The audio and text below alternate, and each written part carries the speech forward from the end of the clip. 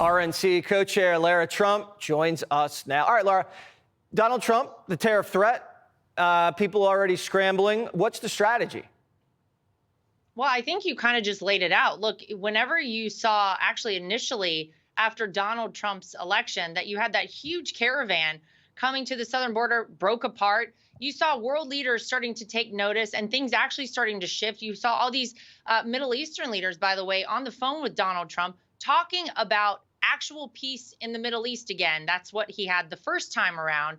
I think the reality is we've sort of lived through a substitute teacher of sorts being in a classroom. Everybody remembers what that's like. And now the real teacher is coming back and everybody's scrambling around. Everybody's trying to figure out how to get it back together. You hear people getting worried and concerned.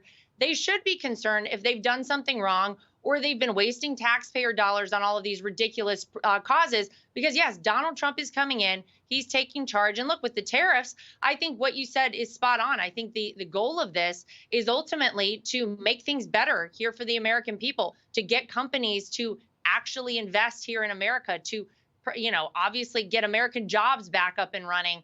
That's going to be a good thing for this country. And we're not going to be ripped off by China like we were previously. And all of the rest of the world, I think, is going to come down and really understand you can't mess with the United States of America. Now, if he's got to use the tariffs, I think Donald Trump said he'd be happy to do them. But hopefully just the threat of them is enough alone. I was so merciless with my substitute. I had no mercy. I was a bad boy, Lara.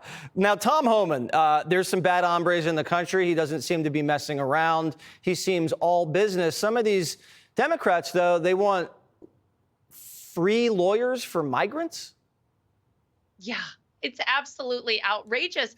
This is the reason the American people came out, Jesse, in such a big way and voted for Donald Trump. Take a look around the country. Whether you're talking about the American people being killed by fentanyl, 300,000 a year, that's coming up through our southern border. Whether you're talking about the taxpayer-funded debit cards that they're getting in places like New York City, whether you're talking about Venezuelan gangs overtaking apartment complexes in Aurora, Colorado, these are problems that the American people have seen firsthand. It's not just a border problem. It's all across the country. They voted for Donald Trump. One of the top reasons was because they know how strong he is on the southern border, because they want these bad people out of our country, 15,000 people who are sexual assaulters, 13,000 murders, 350 on the terror watch list that we know of right now.